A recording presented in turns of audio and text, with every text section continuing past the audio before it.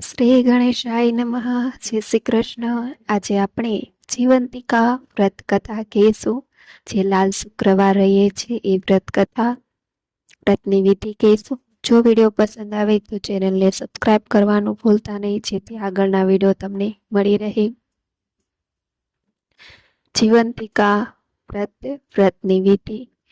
આ વ્રતનો પ્રારંભ શ્રાવણ માસના પહેલા શુક્રવારથી થાય છે. કદાચ જો પહેલા શુક્રવારથી સંજોગો વસાત ન બની શકે તો બીજા શુક્રવારથી પણ આ વ્રત શરૂ કરી શકાય છે. વ્રત કરનારે સવારે વહેલા ઉઠી નાહી ધોઈ સ્વચ્છ થઈને માની છબી આગળ 5 દિવેટનો દીવો પ્રગટાવો. ત્યાર પછી અબીલ ગુલાલ પુષ્પોથી પૂજા કરવી. મા જીવંતિકાને પ્રાર્થના કરી તેમની કથા સાંભળવી. આ વ્રત કરનાર સ્ત્રીએ દિવસે પીળા વસ્ત્રો, પીળા અલંકારો કે પીળા રંગની ચીજવસ્તુઓનો ત્યાગ કરવો. લાલ રંગના વસ્ત્રો પહેરવા. વળી પીળા રંગના માંડવા નીચે સૂવું નહીં કે ચોખાનું પાણી ઓળંગવું નહીં. કથા સાંભળ્યા પછી માની 5 દિવેટેનો દીવાથી આરતી કરવી. ત્યારબાદ ખાંડના શીરાનો કે સાકરનો પ્રસાદ વહેંચો. પોતાના બાળકના રક્ષણ માટે માતાજીની પ્રાર્થના કરવી. એકટાણું કરવું. એ દિવસે જૂઠું ન બોલવું, કોઈની નિંદા ન કરવી. આખો દિવસ માનું રટણ કર્યા કરવું. મા જીવંતિકાની વ્રત કરનારના બાળકો પર અમી નજર રહે છે. તેનું લાંબુ આયુષ્ય બક્ષે છે. કથા. પ્રાચીન કાળની આ વાત છે. સુશીલ કુમાર નામે એક રાજા હતો.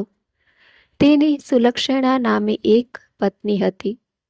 રાજા અને રાણી બંને ધર્મપરાયણ હતા, છતાં પ્રભુએ તેમને સંતાન સુખ આપ્યું ન હતું. આથી તેઓ મનમાં ને મનમાં મૂંઝાતા હતા. એક દિવસ રાણીએ દાયણને લાલચ આપી તરતનું જન્મેલું બાળક લઈ આવવા કહ્યું. લક્ષ્મીની લાલચે દાયણ એક બ્રાહ્મણના ઘરમાંથી તરત જન્મેલું બાળક ઉઠાવી લાવી અને રાણીને સોંપ્યા પછી નગરમાં જાહેરાત કરી દીધી કે રાણીને પુત્ર અવતર્યો છે. આ સમાચારથી આખું નગર આનંદ ઉલ્લાસ મનાવવા લાગ્યું. જ્યારે આ બાજુ બાળકની મા બ્રાહ્મણી વિચારી પુત્ર ગુમ થયા પુત્ર વિયોગથી આંસુ સારવા લાગી. તે બ્રાહ્મણે જીવંતિકા વ્રત કરતી હોવાથી મા જીવંતિકા બ્રાહ્મણીના બાળક રાજકુમારનું હંમેશા રક્ષણ કરતા. સમય જતાં બાળક મોટું થયો. રાજા અને પેલો બ્રાહ્મણ મરણ પામ્યા. રાજકુમાર ગાદીએ બેઠો. થોડા સમય પછી તે બાપનું શ્રાદ્ધ કરવા ગયાજી તરફ નીકળી પડ્યો. રસ્તામાં તે એક વાણિયાને ત્યાં રાત રોકાયો.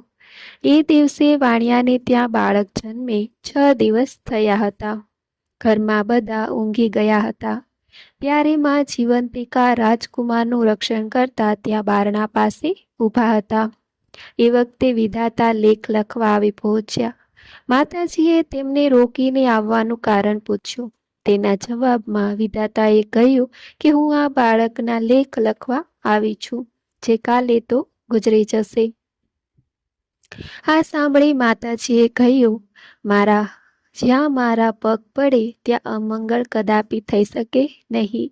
માટે તારે બાળકનું દીર્ઘાયુ લખવું પડશે. અને વિધાતાએ માની આજ્ઞા માનવી પડી. બીજા દિવસે વાણિયાએ પોતાના બાળકને જીવતો જોયા આશ્ચર્ય થયું. આ પહેલા તેને ત્યાં જન્મેલા બાળકો 7મો દિવસ દેખતા ન હતા. આથી આ બાળકને જીવતો જોઈ તેને રાજકુમારનો આ પ્રતાપ માન્યો અને એમ માન્યું કે રાજકુમારે વાણિયાના ઘરેથી જવા નીકળ્યો ત્યારે તેણે ફરીથી પોતાના ઘેરે આવવા માટે આગ્રહ કર્યો. રાજકુમારે તેની વાત માન્ય રાખી અને ત્યાંથી તે ગયાજી પહોંચ્યો.